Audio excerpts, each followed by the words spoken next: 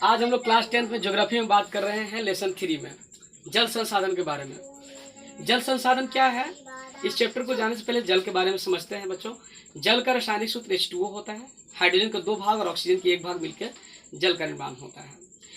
कहते हैं कि जल एक ऐसा चीज है भाई, आप अपने से भी अनुभव कर सकते हैं कि अगर एक दिन हमें जल नहीं मिले तो हमको कैसा बैड फीलिंग होगा। अगर सुबह से लेकर शाम तक अगर आपको एक दिन जल नहीं मिले तो सोचिए कितना जिंदगी में आपको दिक्कत होगी, एक दिन की जिंदगी में कितना दिक्कत होगा। अर्थात जल के बिना हमारा जीवन एकदम असंभव सा लगता है। जल ही जीवन है। जल में हम अगर बात करें तो कैसे वो संसाधन हो जाता है, इस टॉपिक को हम पढ़ने से पहले हमारे जीवन में ये इम्पोर्टेंट चीज भी है कि हमें जानना चाहिए कि जल के क्या महत्व है। हमें जल के क्या ऐसे चीजें हैं जिसको जानना जरूरी है। जल के रख रखाव के लिए हमें क्यों इतना सिंसियर चौकन्ना रहना जरूरी है, ये टॉपिक भी बहुत मायने रखता है। जनरल तैयारी करने वाले लोग भी इस चीज को समझने चाहेंगे कि वो कैसा, मतलब इसके फैक्ट है कि कितना % जल हमारा दुनिया में वितरण है, कहाँ पर किस तरह इस्तेमाल होता है। इस चैप्टर में बहुत से ऐसे चीजें हैं जो हर एक एग्जाम में मतलब कि पूछे जाते हैं। तो हम आइए देखते हैं इस चैप्टर को। क्लास 10 का चैप्टर है लेसन 3। एनसीईआरटी के बेस लेकर के सुगम का भी मैंने कुछ ये लिया है, भारतीय भवन का, और इसके आधार पर मैं यहाँ वो बताने की कोशिश कर रहा हूँ। देखिए, जब जल का कहते हैं कि जल अगर या कोई भी प्राकृतिक चीज है, जब उसका इस्तेमाल हम नहीं कर पाते हैं और हमारे जीवन के उपयोग के लिए वो कम होता है या उसका हम उपयोग नहीं कर पाते हैं तो हमारे लिए संसाधन नहीं होता है। ठीक इसी प्रकार जल जब हम पीने के इस्तेमाल करते हैं या उसको बांध बनाकर नदियों में हम जब उसकी पानी को सिंचाई के लिए इस्तेमाल करते हैं, या हम बहुउद्देशीय योजनाओं में हम अभी बात करने वाले हैं आगे कि इस तरह की चीजों को पूर्ति करने के लिए जल का प्रयोग करते हैं, तब हमारे लिए जल संसाधन हो जाता है। वो हमारे लिए जब एक आवश्यकता बन जाता है, उसकी हम जब जरूरत को समझने लगते हैं, उसके साथ साथ उसके वैकल्पिक चीजों को भी में भी इस्तेमाल करने लगते हैं, तब हमारे लिए जल संसाधन हो जाता है। तो जल संसाधन के बारे में हम समझ लिए हैं ये टॉपिक में कि जल संसाधन क्या है। जल संसाधन, जल क्या है, नवीकरणीय चीज है। उसकी जो दुनिया में हम कह सकते हैं तो 3/4 जल है, लेकिन उस जल में हम कह सकते हैं 96.5% जल जो है वो खारा जल है, जिसका इस्तेमाल हम नहीं कर पाते हैं। बुनियादी जरूरत के लिए वो कोई उपयोग के लायक नहीं है, वो हमारे सागरों में स्टोर है। हाँ, ये बात है कि इवेपोरेशन होकर करके, वाष्पीकरण होकर के कह सकते हैं कि वो जल की जो है बारिश के रूप में, मतलब फिर से वो संग्रहित होकर करके पृथ्वी पर आती है, पूरे जल में वितरण होती है और फिर से वो एक चक्र चलता रहता है। इसलिए जल एक नवीकरणीय संसाधन में आता है।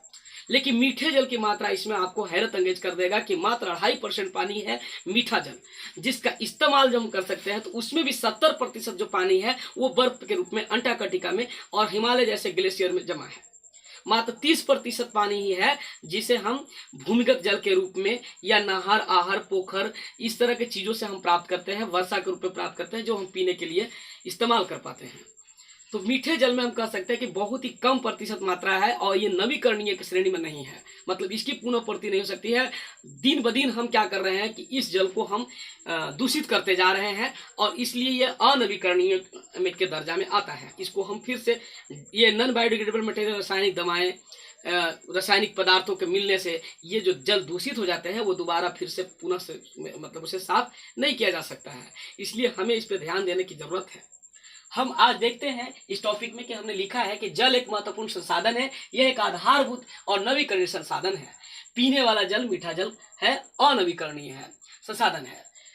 जल के उपयोग और महत्व को मैंने कुछ छोटे बिंदुओं से आपको दिखाने की कोशिश किया है कि पीने के लिए इस्तेमाल होता है, पेड़ पौधे के लिए होता है, अनेक कार्य बुनियादी जरूरत जैसे नहाना, खाना बनाना, साफ सुथरा, ये सब चीजों में इस्तेमाल होता है। सिंचाई के रूप में इस्तेमाल होता है, बिजली उत्पादन में होता है, कल कारखानों में होता है, तो परिवहन में होता है।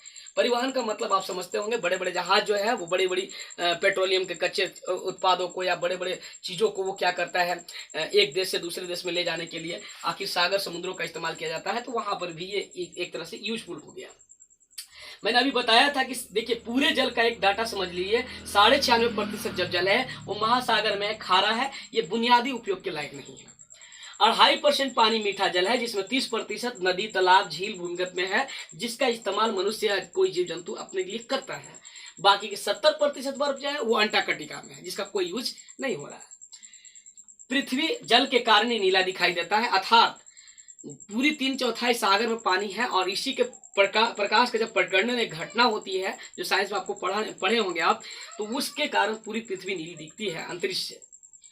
हम अगर पूरी दुनिया की बात करें तो विषुवत रेखा से ऊपर वाला भाग जो होता है उसे उत्तरी गोलार्ध कहते हैं। उत्तरी गोलार्ध में चूंकि पूरी दुनिया, देश और पृथ्वी की संरचनाएं हैं, तो उसके में हम कह सकते हैं कि वो स्थल भाग है, और नीचे वाली भाग में पूरा सागर है, पूरी जल है, इसीलिए उसको हम जल गोलार्ध के नाम देते हैं। उत्तरी गोलार्ध को स्थल गोलार्ध और दक्षिणी गोलार्ध को हम जल गोलार्ध कहते हैं।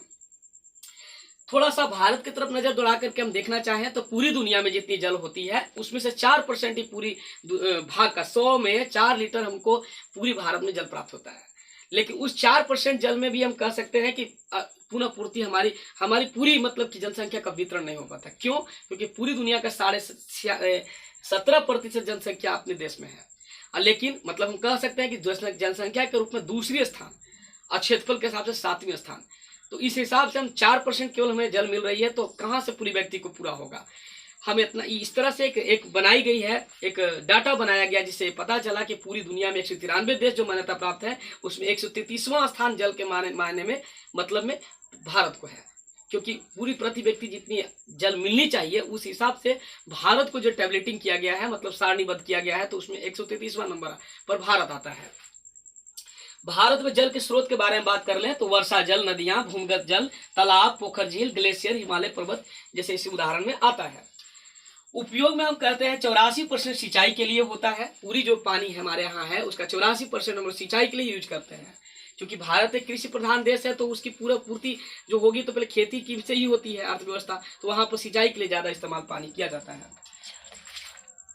ताप्ती नदी पर हम बात करें कि स्वतः भंडारित है। एक नदी हमारी है ताप्ती, जो सूरत के हम कह सकते हैं उसी शहर के उसी नदी के किनारे है। तो ये जो नदी है अब बहुत स्लो चलती है और अपने 97% पानी को सागर में न गिरा करके पूरी पृथ्वी में ही स्टोर कर लेती है।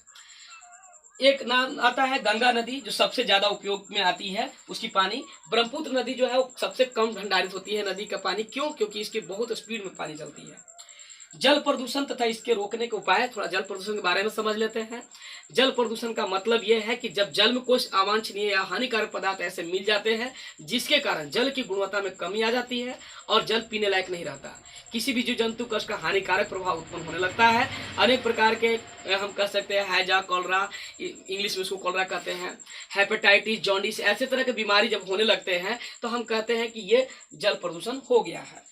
जल प्रदूषण के क्या कारण है आप तो समझ ही रहे हैं। बढ़ती जनसंख्या के कारण जल प्रदूषण हो रही है, कल कारखानाओं के एस्टेब्लिशमेंट से हो रहा है, पेड़ पौधों की कमी से हो रही है, रासायनिक खाद उर्वरक का उपयोग कर रहे हैं आप लगातार खेतों में तो उससे हो रहा है, कीटनाशियों के इस्तेमाल से हो रहा है। मतलब लगातार दिनों दिन क्या हो रहा है कि पूरे जल इसके इन प्रकार से हम इसको बर्बाद कर रहे हैं, खराब कर रहे हैं।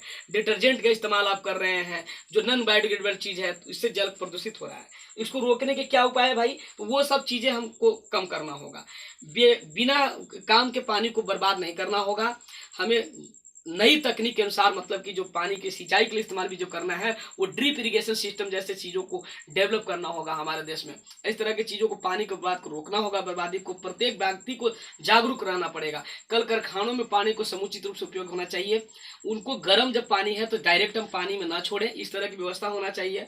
हर घर के आगे जल संचयन की व्यवस्था हो। जैसा कि अभी हम बात करने वाले हैं कि तमिलनाडु एक राज्य है जहां पर एक कानून बनाई गई है कि हर लोग वर्षा जल को संचयन करेंगे। उसके लिए कानून बनाया गया। आपको ये जानना चाहिए कि भारत में एक ऐसी राज्य है तमिलनाडु जहां पर लोगों को एक नियम कानून बनाई गई है कि जल संरक्षण आपको करना ही करना है, वरना आपको उससे जेल होगी। तो इस तरह की चीजें हमें बहुत अच्छा लगा। यहाँ देखिए मल, कूड़ा करकट, रासायनिक दवाएं, परमाणु परीक्षण ये सब चीजों को रोकना होगा। परमाणु परीक्षण के कारण भी तो हो रहा है। परमाणु जहाँ हम अलग अलग तरह की चीजों की लड़ाई के लिए हम लोग बम बना रहे हैं और जब परीक्षण कर रहे हैं, टेस्टिंग कर रहे हैं तो सागर में कर रहे हैं। उसका जब विस्फोट हो रहा है तो मटेरियल जो है वो पूरा फैल जा रहा है और उससे क्या हो रहा है, पूरा पानी प्रदूषित हो रहा है, जीव जंतु मर रहे हैं। एक टॉपिक है हमारे इसी में बहुउद्देशीय नदी घाटी परियोजना। इसे भारत के मतलब मंदिर के रूप में ऐसा कहा गया था, मतलब कि अर्थव्यवस्था के मंदिर के रूप में जवाहरलाल नेहरू ने कहा था। सही बात है। बहुउद्देशीय परियोजनाएं का मतलब क्या है कि एक उद्देश्य नहीं हो, एक काम से बहुत से उद्देश्यों को पूर्ति किया जाता है। जैसे अगर हम बहुउद्देशीय नदी घाटी परियोजना का मतलब कहते हैं कि किसी नदी के ऊपर अगर बांध बना दिया जाता है तो एक साथ कई सेवाओं की पूर्ति होती है। मतलब उसको बांध बनाने से क्या हुआ कि उसको पानी को सप्लाई के लिए वाटर दिया जा रहा है, पीने के लिए रिफाइन किया जा रहा है, सिंचाई के लिए वो पानी नहरों से जा रही है, बिजली उत्पादित किया जा रहा है, उससे बाढ़ का कंट्रोल हो रहा है, बहुत तरह की चीज, मछली उत्पादन वहां हो रही है। तो एक एक उद्देश्य से देखिए कि मतलब एक चीज काम करने से कई उद्देश्यों की पूर्ति होती है। तो इस तरह के चीजों को हम बहुउद्देशीय इसलिए इसको कहते हैं। नदियों के ऊपर इस तरह बांध बना कर करके इस तरह की बहुत सी सेवाओं को पूर्ति करना, उद्देश्यों को पूर्ति करना ही बहुउद्देशीय नदी घाटी परियोजना कहलाता है। हम कुछ देख लेते हैं, बोर्ड पर भी हमने डेफिनेशन लिखा है कि नदियों पर बांध बनाकर बहुत से उद्देश्यों की पूर्ति किया जाता है, जैसे सिंचाई, मत्स्य उत्पादन, बिजली उत्पादन, पर्यटन का विकास, स्वच्छ पेयजल, परिवहन आदि की प्राप्ति जिस योजना से होती है वह बहुउद्देशीय नदी घाटी परियोजना कहलाता है। भारत के कुछ बहुउद्देशीय परियोजनाओं के बारे में समझते हैं बच्चों। भारत का सबसे पहला नदी घाटी परियोजना था दामोदर नदी घाटी परियोजना। आपको याद रखना है कि भारत के सबसे पहला नदी घाटी परियोजना कोई पूछेगा तो आपको बताना है दामोदर नदी घाटी परियोजना। क्योंकि दामोदर को देखिए बंगाल का शोक कहा जाता है दामोदर नदी को। जब ये नदी घाटी परियोजना बनाई गई तो वहां पर वो बहुत से बाढ़ का कंट्रोल हुआ उससे। अब वो नदी जो है वो शोक में नहीं कहलाती है, अब वो बहुत हद तक वहां पर सुधार हो गया है। फिर एक भाखड़ा नांगल बांध आता है जो सतलज नदी पर है पंजाब में जी। सबसे ऊंचा बांध है, 226 मीटर ऊंचाई है। इस पे कृत्रिम सागर बना है। जहाँ बांध बनती है तो वहां पर क्या होता है, ऑटोमेटिक पानी का स्टोर हो जाता है, तो वो कृत्रिम झील बन जाता है, मनुष्य के द्वारा चूंकि बना हुआ है। तो ये गोविंद सागर झील है उसका नाम। इसका क्या है, बिजली उत्पादन 1275 मेगावाट है। किसका, भाखड़ा नांगल बांध का। लाभान्वित राज्य कौन कौन है जी, पंजाब, हिमाचल प्रदेश, उत्तराखंड, हरियाणा, जो अगल बगल के जितने भी हैं पंजाब के, वो सब इससे लाभान्वित है। दूसरी एक है कि सतलज नदी के बारे में आप समझ लीजिए कि सतलज नदी में एक हरिके बैराज है। वहां से एक नहर जाती है जो कहाँ तक जाती है, राजस्थान तक जाती है। राजस्थान में लंबी दूरी तय करती है। वहां पर नहर के जाल मैंने इस तरह से बिछाया गया है, सतलज नदी से निकाल करके। उसको इंदिरा गांधी कहा जाता है, इंदिरा गांधी नहर के नाम से इसे जाना जाता है। कुछ और बहुउद्देशीय नदी घाटी परियोजना का नाम हम जानने का कोशिश करेंगे। ये देख लीजिए, हीराकुंड बांध। हीराकुंड बांध है उड़ीसा में, महानदी पर है। सबसे लंबा बांध इसको कहते हैं, है ना। 270 मेगावाट इसका बिजली उत्पादन है। एक है नर्मदा घाटी परियोजना। नर्मदा घाटी राजस्थान, एमपी, गुजरात, महाराष्ट्र को लाभान्वित करता है। यह चंबल नदी घाटी परियोजना है जो चंबल नदी पर है। देखिए चंबल नदी पर ही 3 ठो बांध है, गांधी सागर बांध, एक राणा सागर बांध है, एक कोटा बैराज है जो राजस्थान में है। ये आपको परीक्षा में पूछा गया था कि ये कौन कौन सी बांध है, मतलब गांधी सागर बांध किस नदी पर है, तो आपको बताना है चंबल नदी पर है। कहाँ राज्य में है, तो राजस्थान में है। तो ये आपको दिमाग में रखना है। तुंगभद्रा नदी घाटी परियोजना के बारे में आता है बात। तुंगभद्रा नदी पर है, दक्षिण भारत का सबसे बड़ा है, यह कर्नाटक में है। तुंगभद्रा देखिए निकलती है, यह है कृष्णा के सहायक नदी है। और ये कहाँ गिरती है, बंगाल की खाड़ी में गिरती है। नागार्जुन बांध के बारे में समझ लेते हैं। तेलंगाना और आंध्र प्रदेश में जब कृष्णा नदी गुजरती है तो वहीं पर मतलब नागार्जुन बांध बना हुआ है। नागार्जुन, आप समझ रहे हैं, अर्जुन कृष्णा, वही कृष्णा नदी आपको याद रखना है। शरावती परियोजना शरावती नदी पर है, कर्नाटक में है। रिहंद नदी है एक जी, सोन नदी का ये सहायक नदी है रिहंद, और ये है कहाँ, यूपी में है। रिहंद नदी पर रिहंद नदी घाटी परियोजना, इसमें भारत के सबसे बड़ा कृत्रिम झील गोविंद बल्लभ पंत झील, जो यूपी के फर्स्ट चीफ मिनिस्टर थे, उन्हीं के नाम पर यह बना गया है, गोविंद बल्लभ पंत झील। ये सबसे बड़ा कृत्रिम, अगर कोई पूछेगा कि झील कौन है इंडिया में, तो आपको बताना है कि गोविंद बल्लभ पंत झील है। बिहार में थोड़ा सा नजर दौड़ाते हैं कि बिहार में 3 परियोजनाएं हैं। सोन नदी घाटी परियोजना है, बिहार का सबसे पुराना है जी, 1874 में बना है। बाण सागर झील इसी पर है। कोसी नदी घाटी परियोजना है जो बिहार का शोक के नाम से जाना जाता है, क्योंकि बहुत ही रास्ता इसकी टेढ़ी बड़ी है और बहुत मतलब एक बार में ये अपने रास्ता बदलते रहती है हर साल। इसके कारण बहुत से जो छोटे छोटे मतलब कह सकते हैं शहर गांव जो है इसके आगोश में आ जाते हैं। तो ये बिहार का शोक के नाम से जाता है। तो पहाड़ी नदी है ये, वह क्या आती है नेपाल के हनुमानगढ़ में, इसी में मतलब कि बनाया गया है कोसी नदी घाटी परियोजना, जिससे कि नेपाल भी लाभान्वित होता है, बिहार भी लाभान्वित होता है। गंडक नदी घाटी परियोजना के बारे में समझते हैं। यूपी और बिहार के बॉर्डर पर है ना। और ये कहाँ है, वाल्मीकि नगर में है। आपको याद रखना है, वाल्मीकि नगर में है। कौन, गंडक नदी परियोजना, है ना। ये गंडक नदी पर है। कौन नदी पर है, गंडक नदी पर है। तो इस तरह से हमने कुछ देख लिया, और एक दो और समझ लेते हैं कुछ टॉपिक को। वो टॉपिक क्या है,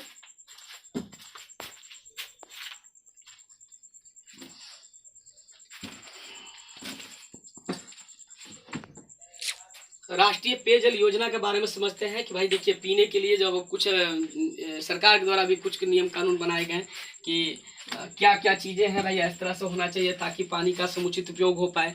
तो राष्ट्रीय पेयजल योजना 1986 में बनाई गई है। राजीव गांधी पेयजल योजना 1991 में बनाया गया है। राष्ट्रीय जल संरक्षण 1987 में बनाई गई है। राजस्थान में जो जल को स्टोर करने के लिए बनाया जाता है उसको खादिन या जौहर कहा जाता है, जिसमें वर्षा जल मतलब जैसे कि कह सकते हैं कि एक बावड़ी टाइप का जो होता है, तालाब टाइप का सीढ़ीनुमा करके बनाते हैं लोग। इसका देख रेख जो है वो तरुण भारत संस्था के द्वारा किया जाता है। हिमाचल प्रदेश या जम्मू कश्मीर में खेत में जो है वर्षा जल को पहुंचाया जाता है, जिसे गूल या कुल कहा जाता है। वर्षा जल ही खुद मतलब वहां पहुंच जाता है खेत में। तमिलनाडु में जल संरक्षण के लिए कानून बनाया गया है, मैंने पहले भी जिक्र किया था। उत्तर भारत में हम कह सकते हैं कि जो सिंचाई के मुख्य साधन है वो नहर है, और दक्षिण भारत में कुआं तालाब है। फॉल्कन मार्क एक स्वीडन के व्यक्ति थे जिन्होंने प्रति व्यक्ति प्रतिदिन 1000 मीटर क्यूब पानी, अगर बोला था कि प्रत्येक व्यक्ति को कम से कम 1000 मीटर क्यूब पानी मिलता है, तब हम समझते हैं कि वो उसका सफिशियंट है। अगर इससे कम पानी मिलता है तो समझिए कि उस देश में या उसमें वहां पर पानी का अभाव माना जाएगा। उसका नाम है फॉल्कन मार्क, ये स्वीडन के रहने वाले थे। उन्होंने बताया था कि प्रति व्यक्ति प्रतिदिन 1000 मीटर क्यूब कम से कम पानी मिलना चाहिए। वर्तमान में 1300 मीटर क्यूब जल प्रति व्यक्ति भारत में उपलब्ध है। तो मतलब हम कह सकते हैं कि अभी भारत की स्थिति सही है कुछ मायने में, लेकिन अगर हम ध्यान ना दें तो हमें जल की धीरे धीरे क्या है दिक्कत होने वाली है, परेशानी होने वाली है। इसलिए हमें इसे एक पाठ की तरह नहीं लेना चाहिए, इससे हमें जिंदगी में अपने आप को वैल्यू देना चाहिए कि हमको जल को किस तरह से समुचित रूप से उपयोग करना चाहिए, जल की बर्बादी को रोकना चाहिए। आस पड़ोस में जो अभी नल जल योजना या कुछ चीज़ें चलाई जा रही है जिसमें देख रहे हैं कि बहुत से पानी इधर उधर बहता रहता है, उसको खुद से भी चाहिए कि हम लोग मरम्मत करें ताकि पानी हमारा जो है अपने आने वाला भविष्य के लिए भी बचे, है ना। और उसका हमें तकलीफ जो है बहुत से चीज़ों में गर्मी में दिखाई भी देने लगा है, इससे हम कंट्रोल कर पाए। धन्यवाद।